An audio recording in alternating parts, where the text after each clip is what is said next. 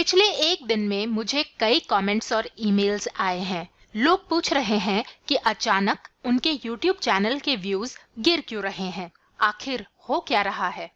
अगर आपने भी अपने चैनल के व्यूज में गिरावट देखी है तो आप अकेले नहीं हैं। बहुत सारे YouTube चैनल के व्यूज पिछले 24 घंटे में गिरे हैं। आइए कुछ स्टैटिस्टिक्स या आंकड़े देख लेते हैं। ये है सोशल ब्लेड और ये है प्यूडीपाई, जो दुनिया का सबसे बड़ा YouTube चैनल है।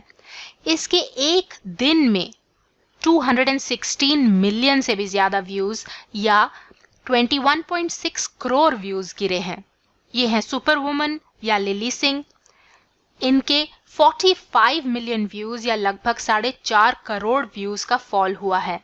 अगर इंडिया के चैनल्स की बात करें तो द वायरल फीवर वीडियोस, ये हैं, इनके 11 मिलियन या 1.1 करोड़ से भी ज्यादा व्यूज गिरे हैं।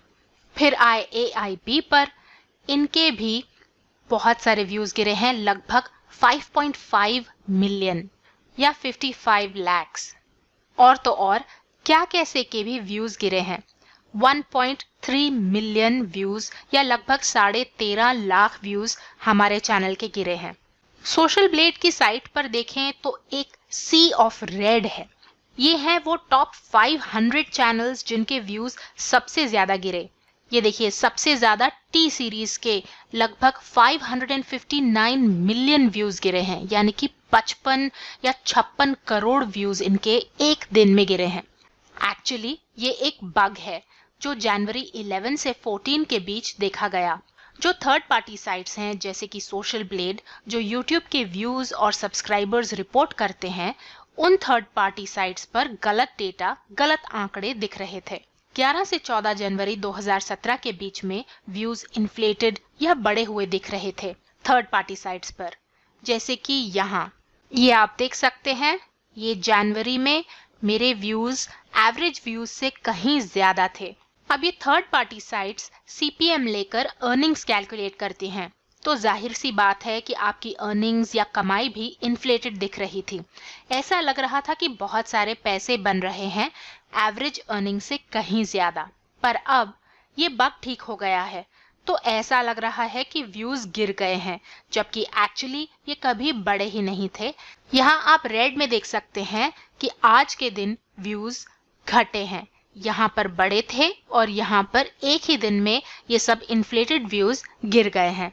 YouTube ने खुद अपने हेल्प सेक्शन में ये माना है कि थर्ड पार्टी साइट्स पर इन्फ्लेटेड व्यूज देखे गए हैं, लेकिन वो ये भी कहते हैं कि एक्चुअल रेवेन्यू या असली कमाई के स्टैटिस्टिक्स पर इसका कोई असर नहीं पड़ेगा।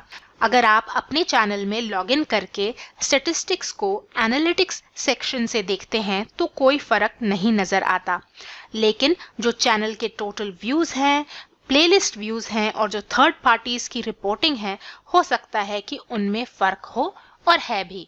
इस बग की वजह से पिछले कुछ दिन से आर्टिफिशियली बढ़े हुए व्यूज ही कम हुए हैं, असली व्यूज सेम ही हैं। जैसे कि ये रहे मेरे खुद के एनालिटिक्स, आप देख सकते हैं कि यहाँ पर ये जो व्यूज हैं ये लगभग एवरेज व्यूज के बराबर ही हैं और ये बढ़े नहीं, और इनमें कोई खास इंक्रीज या डिक्रीज हुआ नहीं, ये एवरेज रेंज में ही है। अगली बार आपको थर्ड पार्टी साइट्स के डेटा में कुछ डिस्क्रिपेंसी या गड़बड़ दिखे तो आप अपना खुद का एनालिटिक्स कंसोल चेक कर सकते हैं, उसे चेक करना मत भूलिए। आखिर ये थर्ड पार्टी साइट्स API से डेटा खींचती हैं और कभी-कभी ये सही नहीं होते। कुछ दिन के लिए पेशेंस रखना जरूरी है। आज के लिए बस इतना ही। क्या कैसे देखते रहिए और सीखते रहिए। मैं हूँ एकता। थैंक यू, धन्यवाद।